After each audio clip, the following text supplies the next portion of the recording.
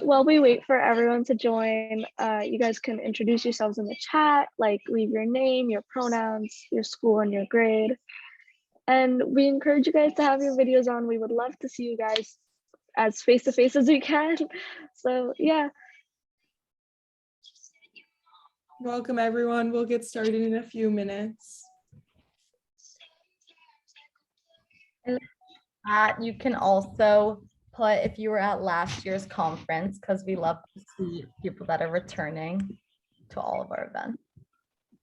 Oh, also feel free to put your favorite makeup brand in the chat, like, you know, just include that and maybe, you know, share a bond with someone over loving math or something.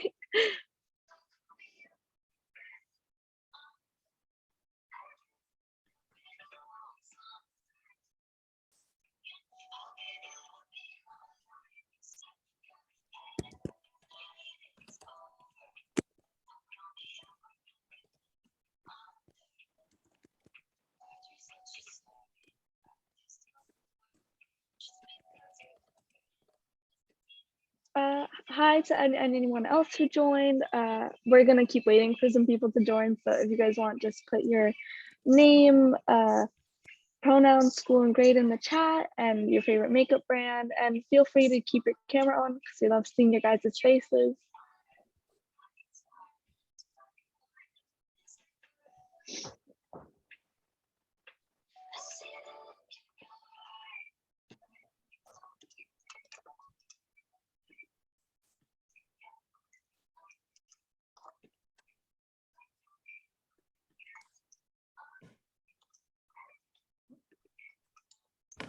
Okay, we're gonna start in about a minute, so make sure to get your information in the chat and respond to people if you connect with anyone.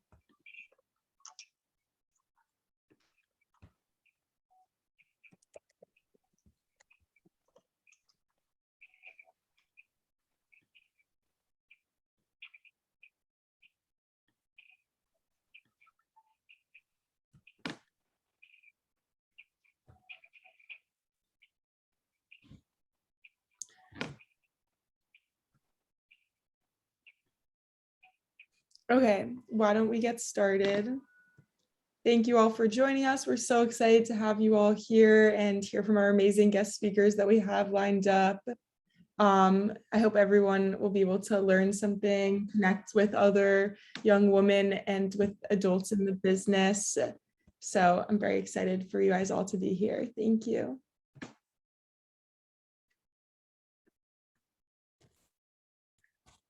Jane, okay. Hi, so last year we had Katya Beecham, CEO and founder of Birchbox, as well as other workshop speakers from LinkedIn and L'Oreal here. It was such a huge success and we're so excited that you guys are all here again. It happened exactly on this date a year ago, so we're so excited to be back and in such a much better year. And also we are going to be going around like with the same format, so we're going to have our speaker, JuE Wong, speak, and then we're going to have you able to make a choice between which workshop speaker you'd like to see and join a breakout room, and then that'll be around for 45 minutes.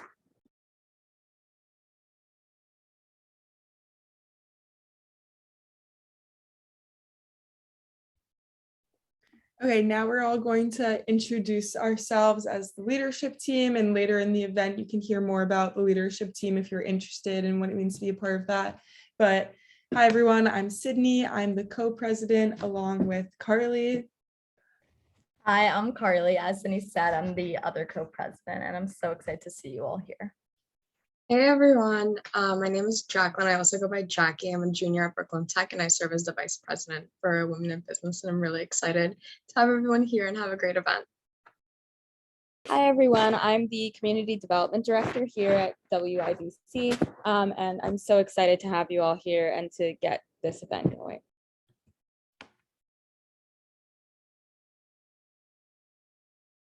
Sandra will be joining us later, but she works on editing and social media and outreach. Hi everyone, I'm Sarah. I'm a junior at Stuyvesant and I'm also the communications director. It's so great to have everyone here today.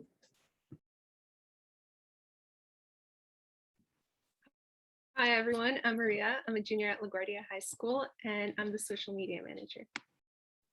Hi everyone, it's so great to have you all. I'm Inara. I'm a junior at Stuyvesant High School and I'm the chief editor. Hey guys, I'm Jean and I'm the graphic designer for the Women Business College. Hi everyone, I'm Gabby. I'm the written content creator at the Women in Business Coalition, and I'm so excited to have all you guys here. I can't wait for the event to start. And Leah is also not able to speak at this moment, but she works on social media as well. So here is a schedule that we have planned for the conference. Obviously we have the introduction right now. From 4:10 to 5, we will have JuE Wong, who is the CEO of OLAPLEX. She is our main headline speaker for today's conference. After her, we will also be introducing our workshop speakers, who we will shortly introduce. For 45 minutes, we will have the workshops going on simultaneously. And for the last 5 minutes, we will have the closing. Yep, so without further ado, I have the pleasure and the honor of introducing this year's headliner speaker, Ms. JuE Wong, who is currently serving as the CEO of OLAPLEX. You may have read about her from her Forbes article that discusses the impact that she's made on the business and the beauty industry and how she's really catapulted the company to success. Previously, she was also president at Elizabeth Arden. Most recently was also CEO of Moroccan Oil, another very prominent beauty brand. And so today she'll be talking a little bit about her experience. I don't want to talk too much. I'm sure she'll touch on it as well. But without further ado, passing it along to JuE. Thank you so much for being here. Thank you. So yeah, let's open it up. Yeah, so we just wanted to start and have you talk about your role at OLAPLEX, how you got there, your past experience, kind of just a brief background for everyone who may not know that much about you prior. Sure. So first of all, thank you very much for having me. I have to say, when I received the invitation, I was definitely very impressed that, you know, it is one thing for all of you to come together and then to realize that a lot of you are, in fact, all of you are high school girls. It really gives us people in the corporate world a lot of hope that you're so driven, that you have the ambition and you have the initiative. So with that said, yeah, how I've arrived, you know, where I have is that the first 12 years of my career, I wasn't in beauty. I was a commodities trader, ended up trading Forex, foreign exchange, as well as crude oil, which if I were to continue doing it today, it would be really crazy, as you can see where the market is. But that has grounded me in not being overly emotional, overly, you know, sort of involved with how the market goes. And that's exactly how I manage my business. So if you look at what happened at OLAPLEX, I joined in January of 2020, and it just went right into COVID lockdown on March 17th. And I remember that day as clear as the day is long, primarily because it was just one of those dates that you will always remember, but because of how it's impacted the business. 50% of our business was shut down because we were a professional led brand. We still is. Close to 50% of our business is in professional, about 30% is in retail, and another 25% is what we call indirect to consumer. So you can imagine when 50% of your business is shut down, you've got to be very creative and you've got to be very level-headed and not feel as if like everyone is running in every direction. So I think OLAPLEX has really taught me and helped me be a lot more focused. And it does not hurt when you have a team that is also very focused and very much involved in wanting to put the company before themselves. So over time, I have learned that it's not so much about the brand, it's really more about the team. Just like all of you, as you are together now, each one of you will go somewhere else, you know, somewhere for college, somewhere to work. You may intern somewhere else, but ultimately you are still collectively a team of people that came together at some point in your life. And I think that's the magic of having a community. And that's how OLAPLEX sees ourselves. We are not just a brand, we are a community. Thank you. That's very inspiring already. So I know you've talked a lot about your unrelated past. So it makes me wonder what actually led you to your role as CEO of OLAPLEX, and how did you find yourself there, and what was the process of actually obtaining that position? Right. So because the first 12 years of my career was in something other than beauty, obviously when I started in beauty, I really wanted to leapfrog what I have missed, right? Because there was just no way I could start where everybody started 10 years ago, because that would really set me at or put me at a disadvantage. So what I did was I went into what I call emerging brands, and my very first brand was a bigger company, was a CPG, the Dial Corporation, who is now Henkel. It gave me a lot of grounding. I was able to learn a lot about the processes, the brand management, data, understanding how data leads to decision making, even though in trading is really also about a lot about data, but it was day-to-day data. This is data about the consumers. With that said, when I then decided to move on to other beauty brands, I really chose what I call small and emerging brands. And since 2002, I've never really looked for a job. Every time I finish a project or I'm close to getting something done and complete, I get a private equity who will give me a call. And that's the decision I took. I took a decision to really go into not only emerging brands, but brands that needed private equity investment, or brands that are in a turnaround situation. When brands are in a turnaround situation, one of the most difficult thing is you've got to walk into a company and nobody likes you, because you're walking in and you're going to make drastic changes in the first 90 days. So I made it a point that nobody would look at me as, you know, the person that comes in and just cut people without a rhyme or reason. And I've always then worked with the existing team. Every company I've gone into, every private equity I've worked for, I basically tell them, look, this team that is currently in place did not get to this position of being not motivated or being kind of let down. They are not any different, right? I mean, look at again yourself. You get very inspired by different teachers, by different leaders within maybe in your school system. And when you get disappointed, has really nothing to do with you, right? It's somebody disappointed you. And very often in companies, that's what happens. The employees and the team hasn't really changed much.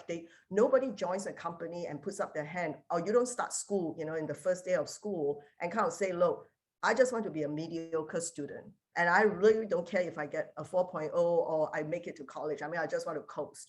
None of you started this way, the fact that you are in this group. But along the way, if you lost some interest, it is to do with the leadership. And so I realized that the only way we could get the team back on track wasn't to tell them that I was going to cut them, but was to say, would you partner with me? Bring back that fire you had when you first started with the company, and let us now together take this thing and turn it around. Because for selfish reasons, it is much faster for me to do it that way, working with an existing team, rather than trying to bring on a new team that will need 3 to 4 months to acclimate. And in a turnaround situation, I really only have 36 months at most to do what I have to do, because in a private equity fund, it's usually a 7-year fund. And by the time I get brought in, it's already year 4 in their turnaround. But then Moroccan Oil and OLAPLEX were very different. They were, in fact, both are growth brand. And so the Moroccan Oil opportunity was really about going back to my roots of working with a founder.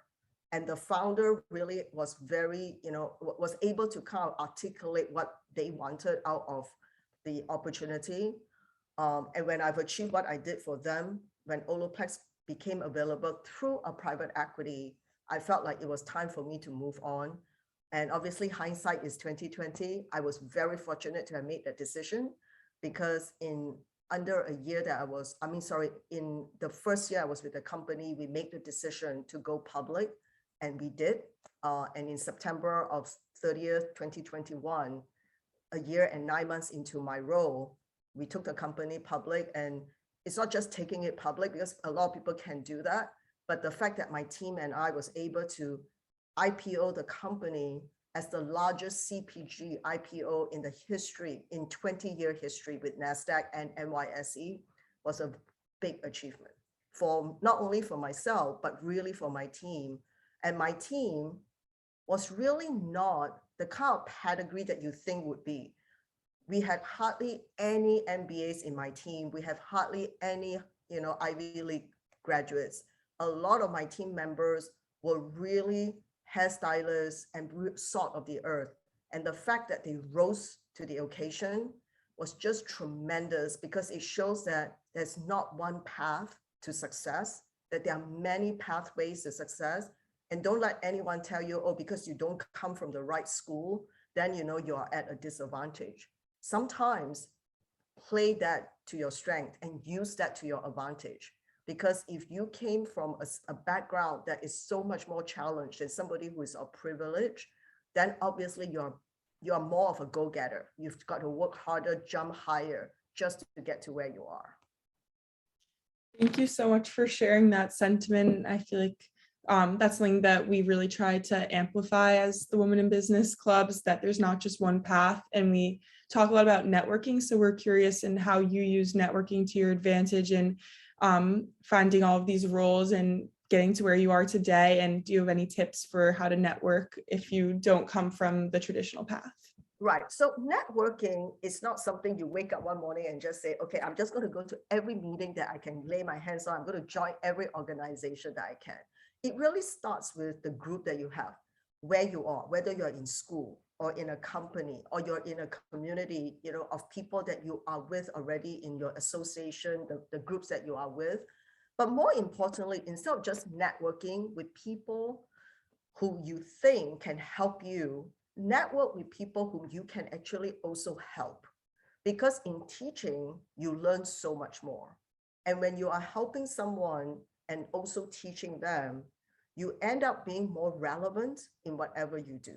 So a good example with all of you, if you are in school, there's a lot of extracurricular activities, right? There's a lot of clubs that you can join.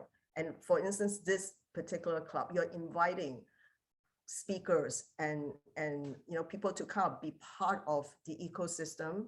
Make sure you stay in touch with them. Make sure that you offer up what you can do for them, and maybe you will go on to college at some point where then it will take a bit of time before there's any relevance in connecting with that individual, but stay on their radar, right? There's no reason now that you can't. There's LinkedIn, there is Instagram, there's TikTok. You can follow them, you can see what they're doing, and you can help be useful, because you've got insights that a lot of senior leadership may not have. You are consumers of what we want to sell to, right? You are consuming beauty, you are consuming food, you are making decisions on where to spend your wallet and your mind share. And that is a valuable insight for companies, because we spend a lot of time trying to understand what is it that the younger consumer want. And you're right there. And so you can share those insights with people that you want to connect with. And when you can offer help to them and with them, then chances are they will form a relationship that is a lot more impactful between the two of you or amongst the team.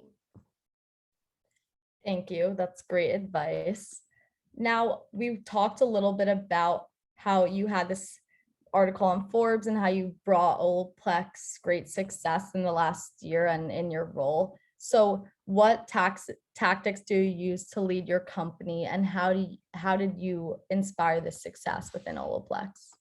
I think first and foremost is to realize that you can never do this alone. In my first CEO role in 2009, I really thought I had all of the answers. And boy, was I wrong, because I think you've heard of this saying, if you want to do it, fast, you go alone. But if you really want to have a long lasting outcome, you've got to go with the team. And I think OLAPLEX really was a great example. I mean, since that time, since 2009, my next CEO role was with Strivectin in 2012. And then I just kind of continue having more senior leadership role. And it was very clear that if I did not have the team behind me, it will be very difficult to move as fast as we needed to. Because when you are given a leadership position, like all of you, you are in leadership positions in this organization. The authority is already given to you. You've got the authority and the recognition. But in order for you to be effective, guess what? You need to earn the respect and the trust of the membership. And that's exactly what I needed to do. Once you earn the trust and respect of your teammates, they will go that extra mile for you. And what is very important is when I am advocating for them, I am not trying to do their job better. And there's no way I would. I can't be good at everything because there's a team that can do it. But what I need to do is to find opportunities to allow the team to do their job bigger and better. So I'm always looking around corners, partnering with the board members, making sure that I'm having conversations with investors, looking at what else is out there, trend analytics, data-driven decisions, science and technology that's out there. Today, nobody is just going after something that is just because you say so that is good. You've got to prove to the consumer that it is good. And then more importantly, you've got to have a DNA that is not just a product.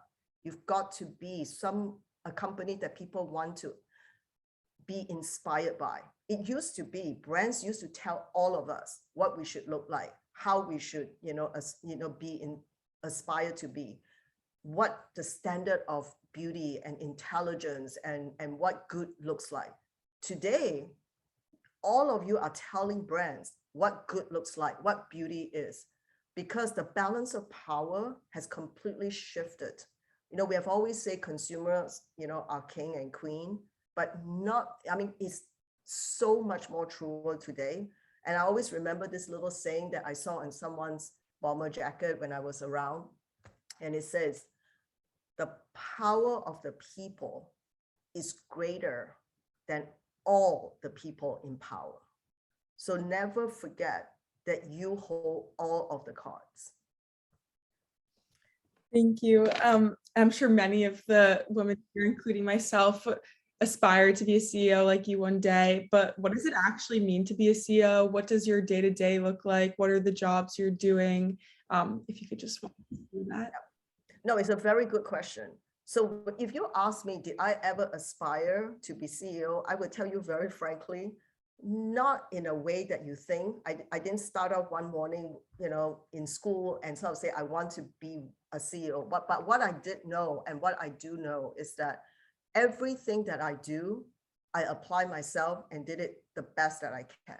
So even when I was, a merchandising trainee at Cargill, which was the trading role, and you are given a lot of things to do that is basically pretty meaningless initially. You are looking at charts. You are trying to figure out what the data is telling you. You're working with your co-workers who basically is just feeding you information and you're going to make sense out of it. So be the best that you are. Don't keeping an eye on 3 steps ahead so that you're not doing the best work that you are in. And when you can apply yourself, I tell my kids this, they probably don't listen to me, but I'll tell you guys, since you guys want to hear from me.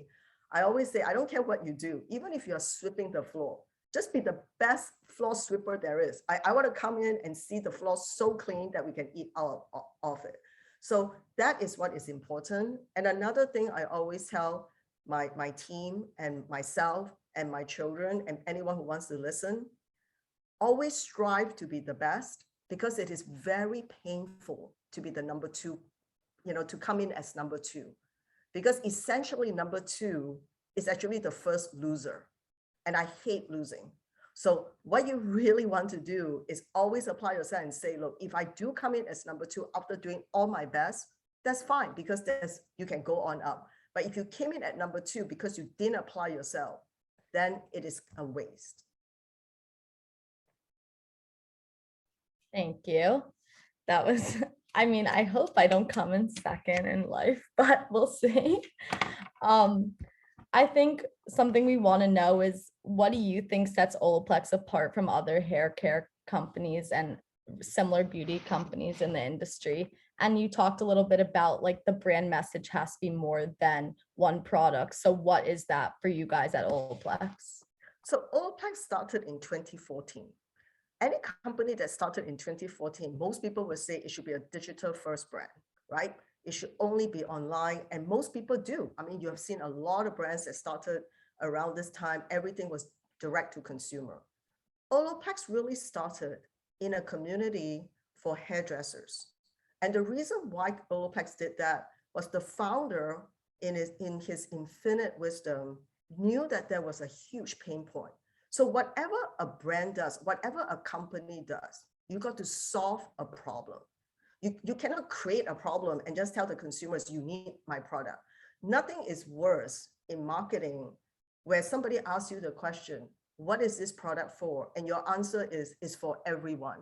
Because if you are a product that is for everyone, essentially you're nothing to anyone, because there's no such thing that is for everyone. There are people, I mean, in our case, people without hair is not going to be our customer, but anyone with hair is going to be our customer. If you have a scalp and you have thinning hair, you may have an opportunity with us. So we were very clear that we were solving a pain point for the hairdressing community that was doing a lot of chemical services or services in the hair salon. Some of you go to a hair salon, you color your hair, or you bleach your hair, or you do highlights or biolash, or whatever you do, right? You do something, or you go styling, you know, you get a blowout, or you have your hair cut. There's a reason when you go to the hair salon and you are at the bowl where your hair is being washed or your hair is being colored and your hairdresser is opening up the foils. There's a reason why there's no mirror right in front of you. And the reason why up until OLAPLEX is because they do not want any one of you who's having those services to see the horror of the face of your hairstylist as they are unpacking those foils, as to what's happening to your hair. But now with OLAPLEX, you will see some of those salons, they will have the mirror because they want their client to see the joy on their face. The artistry was elevated. So when you are able to offer a community a solution to elevate their artistry without fear and consistent performance, you win the hearts and minds. And so that is really what the genesis of OLAPLEX is. And we have always been very clear. We know who stood by us, who is standing with us, and we will continue to stand with them. So ultimately, it is a solution that we provided that hundreds of years, I mean, people have been coloring their hair. If you look at Egyptian times, people have been coloring their hair and using all kinds of stuff to bleach their hair, to lighten it. But everyone always had the fear of what it would do to their hair, that it could damage it.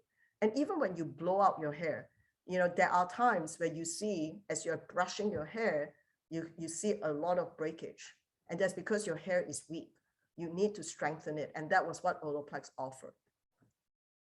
Another question on the more marketing, or like on the physical marketing of the packaging. As someone who uses OLAPLEX myself, I've noticed very minimalistic, simplistic packaging compared to the more like floral, eye-popping, pinky colors that we see associated with a lot of beauty brands when you walk into the store. What's the decision behind the minimalist packaging, and how does that play a role into the company? I think right from the get-go, and I can't take credit for this, but what I can take credit for is that we ensure that that DNA continues through, you know, since I've started. What is important to note is the company was very mindful of their carbon footprint, of their environmental, you know, footprint right from in 2014. If you look at all our products, unless we absolutely have to, we do not have a box. We kept the packaging really simple so that it's gender neutral. And we really only want to allow the customer to understand that what we really invested behind is not just the packaging. Obviously, the packaging has to be safe, it has to be compliant, but what the juice, as we call it, the juice inside the bottle or inside the jar, that was what was important. And when we do that, the company never, for years, since 2014, right, they have always not used boxes, but they've never really shouted out from the mountaintop what their carbon footprint or their carbon negative footprint was.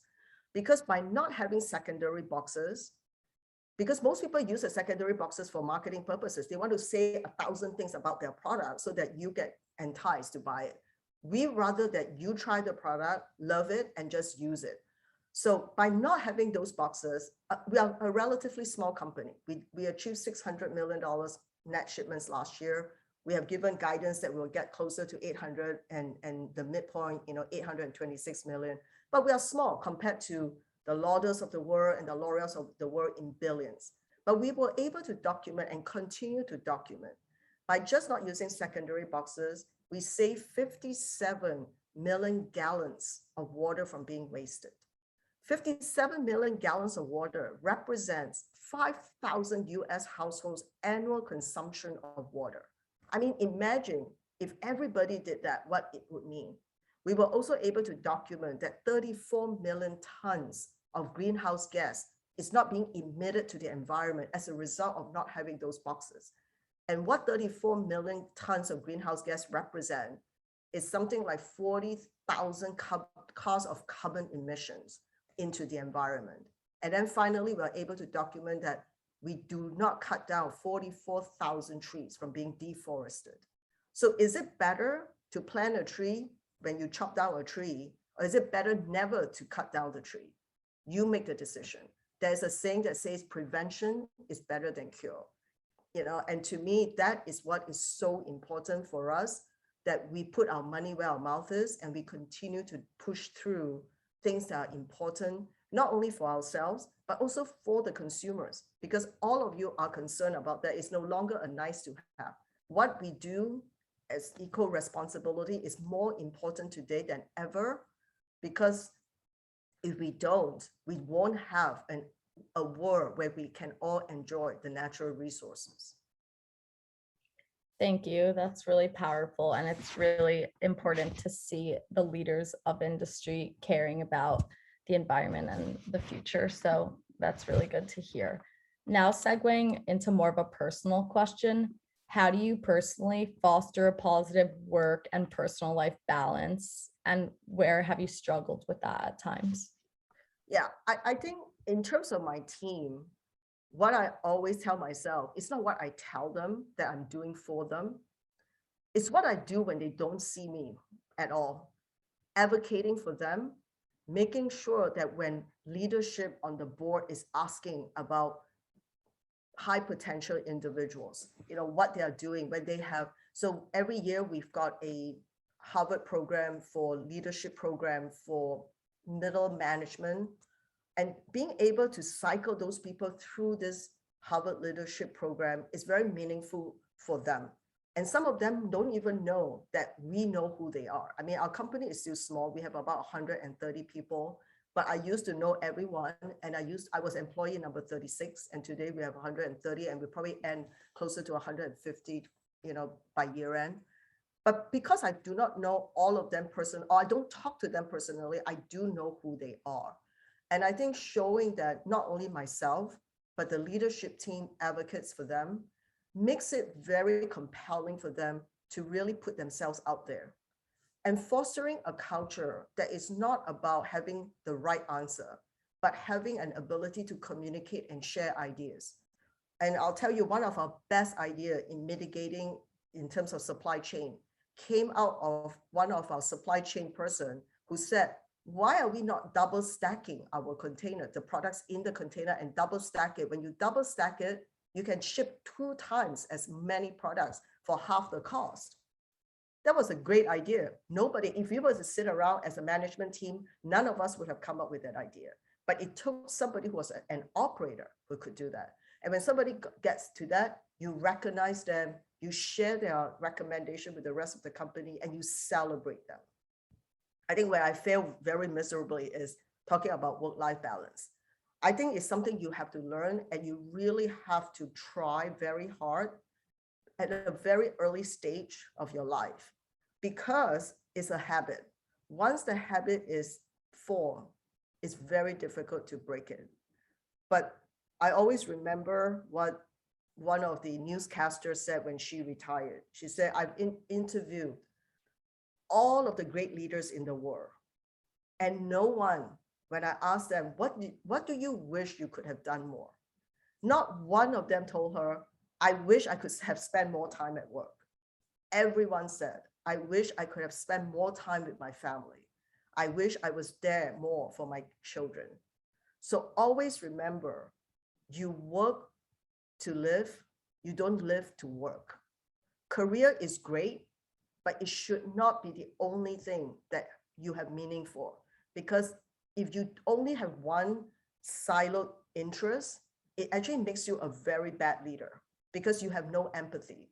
And I was that way, when I first started in my first CEO role, while I tried to, when people came in and told me, they had to take time off to go to their children's, sports, baseball, softball, whatever. And in my mind, I'm like thinking, why do you have to? But then I'm like, okay, you have to.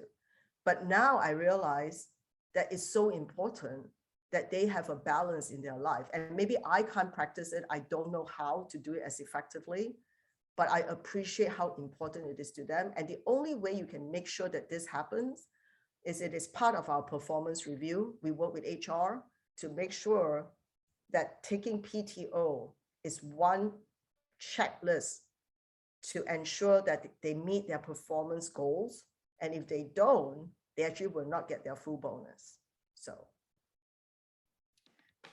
Thank you. I know you're inspiration for so many young women, not only on this Zoom call, but just in the world who've heard your story for what we can achieve. Did you have any mentors growing up, any strong female women, and how do you think that impacted what you have done? Yeah, absolutely. I mean, nobody goes on this journey by themselves. And if anybody tells you that they either have forgotten who have helped them along, or they are really very bitter about their life. I can tell you my very first role outside after I left the Dial Corporation, or not left, but how I transitioned to Dr. Murad, which is at that time an emerging brand, today is owned by Unilever. The president of that company met with me and she basically told me, you don't have the experience, but there's something about you that I believe will get us far. And they were going to give me a job to do international.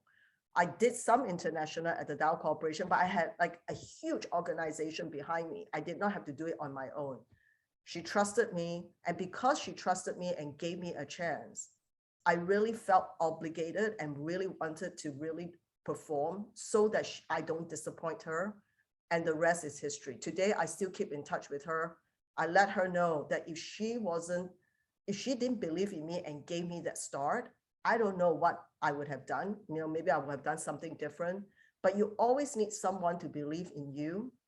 And when they do, never forget the person who gave you a helping hand. Until today, if I can be of service, add value, whatever she, needs of me, I am there for her. And for any referral that she has for me or recommendation that she wants me to, to speak with. So never forget your past, because your past is really what defines you. Your future is what is going to help you become. But your past defines who you are, and people look at not what you say, but what you do. Thank you. This is again more of a personal question, and I guess it has connection to your mentorship and who you've looked up to in the past, but how has being an Asian American woman impacted your career, and was it hard to find mentors who were also Asian American in the industry? So I love this question because obviously it's AAPI month, and what was very unusual for me is that I come from Singapore. So in Singapore, as an ethnic Chinese, I was the majority. So when I went to school in Australia and then went to school at UCLA and then came to America to work, I never saw myself as a minority. I always saw myself as the majority. So I really could not understand when my Asian American friends were telling me they felt sidelined, they felt they were not seen and they were the model citizen. I'm like, you are the model citizen, but you can still, advocate for yourself. So because I never saw myself as a minority, I was always speaking up. I never held myself back. And you all know, I mean, as a non-American, I obviously don't belong in the culture. Some of them don't even know what's my background. I have an accent. So if anybody who was going to hold themselves back would be me, right? But because I saw myself as a majority, I kind of like just went my merry way, good, bad, or indifferent. It really helped me be more confident. And now, when I have a chance to talk to, Asian Americans or Asians that are in the West or in Europe, I always tell them, look, you've got something to offer. Don't see yourself in a monolithic way. You're not just a female. You're not just the youngest, in the room. You're not the oldest or the most experienced. You're not, the person of color. You are a contributing executive who has something to offer. And that's why you were invited to the room to have a seat at the table. So use that seat wisely and productively. And you will make mistakes. There is times where you will say things that you regret and you want to pull it back. But the thing is, you have a voice, use it, right? And in today's world, where a lot of us are working remotely and having school remotely, you know what is so good? It's a democratic thing. This tiles on the Zoom screen allows you to speak uninterrupted. When you are speaking, no one really can interrupt you. Whereas in a conference room, when you are speaking, somebody can actually talk over you. So use that to your advantage. And I know that some people, some of the people of color will say, that is unfair because we do feel differently. And I would say, yes, I don't have that experience, but also understand, use it to your advantage, right? As an Asian, where Asia is really the dragon rising, why see yourself anything less? China used to be seen as the place where they copy things and they did things that, were not innovative. Today, China is leading, even though I'm not from China, but I'm ethnically Chinese. China is leading in all things digital and all things social media. So there's a lot to teach and a lot to learn from each other. And I think the younger generation like yourself, I do believe you see less color and more about the commonality amongst yourself in terms of attitude.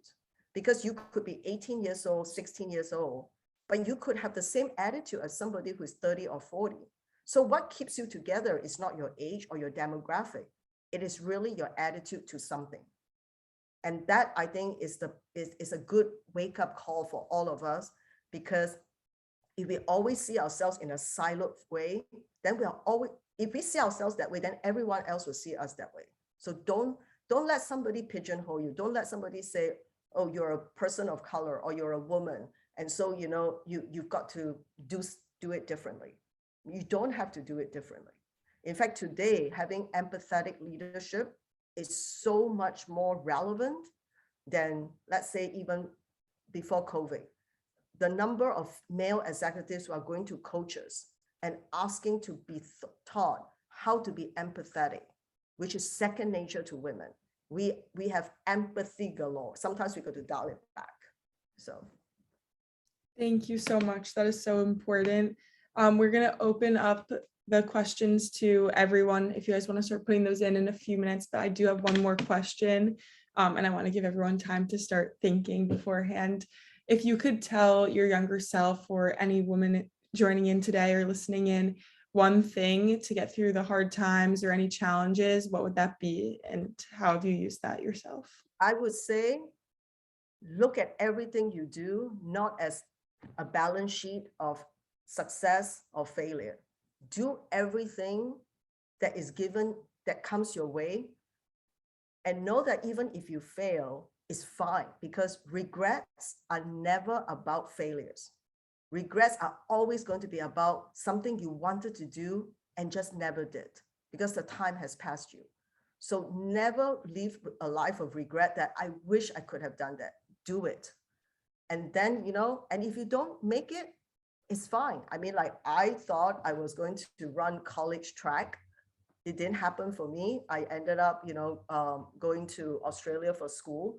And obviously I didn't run track in Asia, but my life isn't worse off, but at least I can say I did track, up until college, and I'm sorry, up until, high school equivalent. And then when I went to university, I could still run when I want to, but that's not the end of the world. Thank you. Okay, if anyone has any questions that they would like to ask, you can put them in the chat to be read aloud, or you can raise your hand and ask the question yourself. Yeah, I would love for you guys to ask the question out loud, because I would like to hear you and see you, Oh yeah, I can ask mine out loud. I mean, I kind of already put it in the chat, but I guess I could ask mine out loud. Sure. So one question that I did have, because I've always wanted to do business. Like, I know that's what I've been wanting to do since I was younger, but I'm a rising sophomore in high school. So I kind of want to know, like, what are some things that you would have done as a high schooler to help understand what you wanted to do specifically in business, or whether this field was right for you? Is there something that you did at a young age that helped you kind of understand what you wanted to do? Yes, be very good in your sciences. Be good in math. Be good in all of the sciences that is in the offering, because in business, data is king. But because you have social skills, and building social skills is very important, because as a business leader or going into business, it's not just about selling and marketing. It's really about being relevant.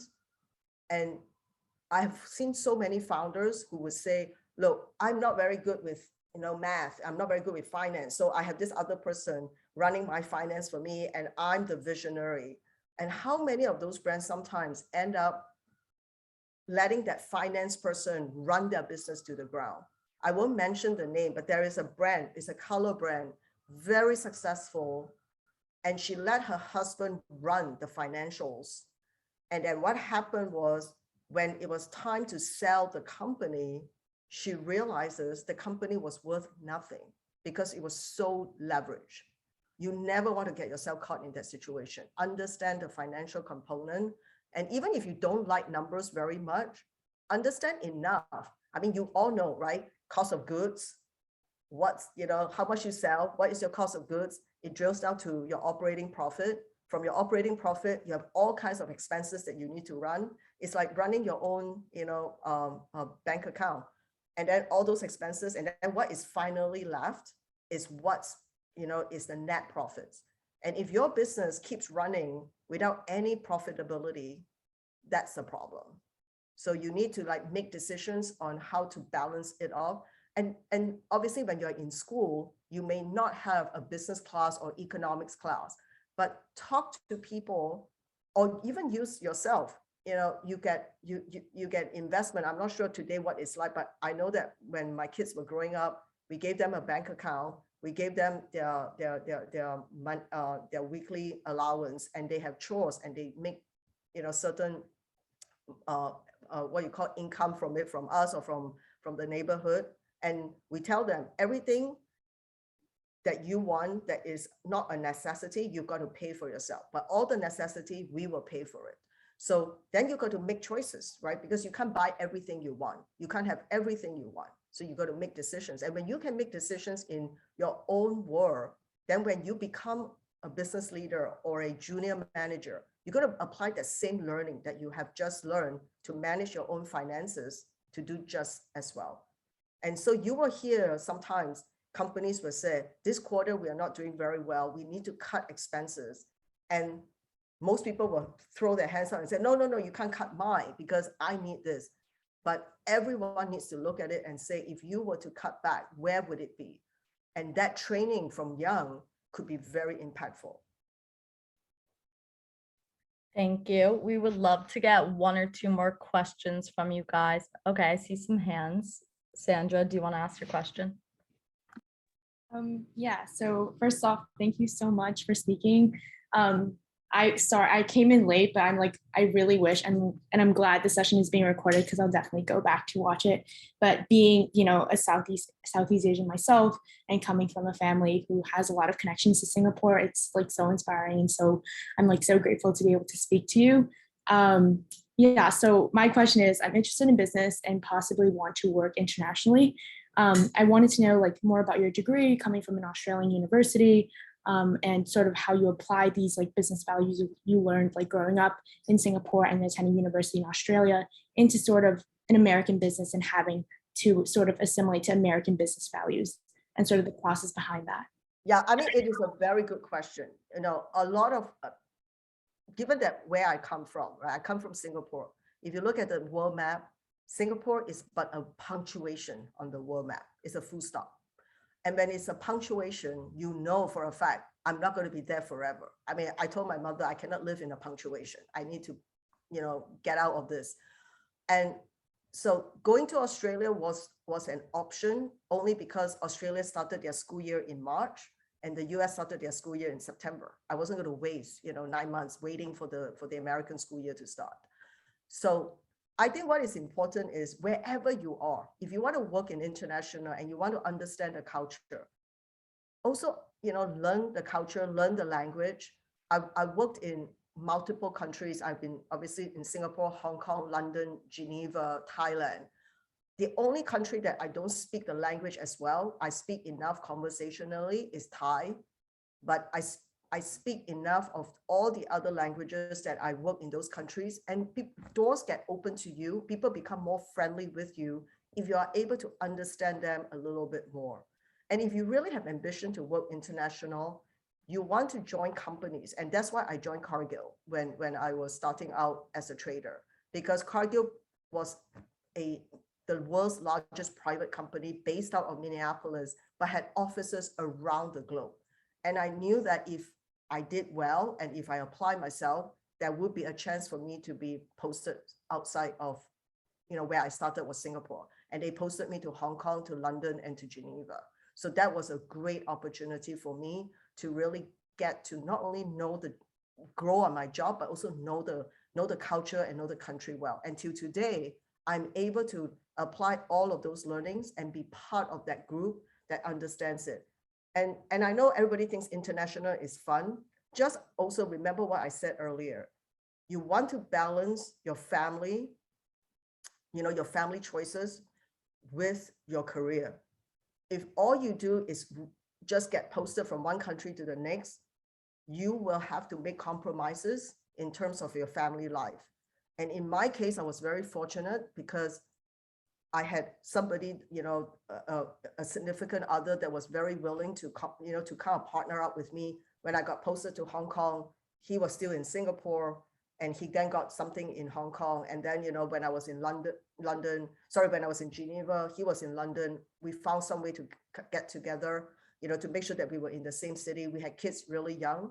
But one thing I will walk away and tell you, what was very unfortunate is I spent so much time trying to get ahead in my career that every time when my late husband said, can we do this together? Let's do this. I will always say, let's do it with the kids and us.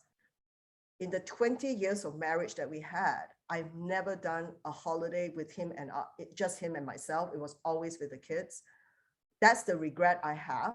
So I want you guys at a very young age to know that there's no harm in wanting to have a personal life and wanting to have that family and wanting to have a balance. That is not an indictment of you not being ambitious. So just wanted to throw that out there. Okay, I think we have time for one more question. Jacqueline? Yeah, I just want to like comment really quickly on what you said. I feel like as high schoolers, like especially everyone in this call, like we're all so driven and we're all so motivated that we even now, before we even officially started our careers, struggle with kind of, I guess, the work school balance. Like I know we're all part of a ton of extracurriculars, and I also find myself like not telling my friends that I can't go out or I can't do things because I'm doing 100 million things. So it means a lot hearing from such a successful woman that always choosing work doesn't necessarily mean that's always the better option. So just thank you for clarifying that. I think that was very relevant to all of us here. But my question was about the marketing side for OLAPLEX, because you mentioned how your consumers are both in retail and also to the hairdresser community. So I was wondering how you kind of market and advertise to two different consumers at once, and what that looks like and how that model of business is different from a business that either just solely markets to like retail consumers or markets directly to like a service industry or brand. Yeah, I mean, it's a great question because we have always told our investment community that we are truly an omni-channel brand. You know, when a lot of companies say they are in retail and then they are in direct to consumer, they are always constantly trying to manage conflict. In the case of OLAPLEX, all our channels are reinforcing and synergistic. And what do I mean by that? The professional builds our authority. When we poll customers, more than 60% of the customers who buy hair care told us unabashedly that they will only want to buy hair care recommendation products from their hairstylist. They could not give a damn about advertising, celebrity endorsement, influencers, because to them, that wasn't important. The next one was word, family and friends, word of mouth. And the third one was verified purchase reviews. So this is the reason why we have the professional as the authority. The retail channel is our brand awareness build, because as soon as you go into retail, more eyeballs will be on the brand. They understand who we are. They can walk into a store and buy us. And then direct to consumer is convenience as well as consumer insights. And because it is synergistic and reinforcing, we are never managing channel conflict. We are constantly making sure that our customers can find us whenever, wherever, and however they want to. And that's the magic of OLAPLEX, because we don't just say one channel is more important than the next. Each channel plays their role. Thank you so much, JuE. I think that's all we have time for today, but it was so amazing to hear from you. And we're so glad you gave us your time. And I think everyone learned so much from you. So thank you so much. I think people are commenting in the chat, but everyone's really appreciative. Yeah, Right. thank you so much. Thank you so much for having me. And I know that many of you will be very successful because you are starting out so young, understanding what it means to trailblaze. So, good luck with everything, but take some time to enjoy yourself as well. Thank you. We're going to transition now into the breakout room section. Jane, I believe you. Thank you. Bye. Bye, JuE. Thank you.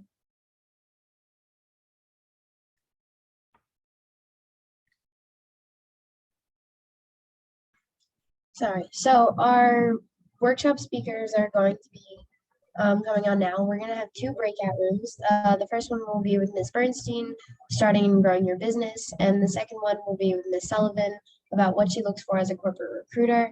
Both will be about 45 minutes each. So I'm going to be creating the breakout rooms and you can join whichever room. I'm just naming them in regards to so Allison Bernstein is the first one, and then room 2 will be with Valerie Sullivan, and both rooms are open for you guys to choose whichever one.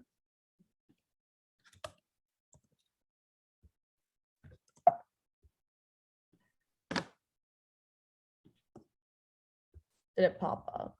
Oh, join a breakout. Let's see. You guys can join now if it works.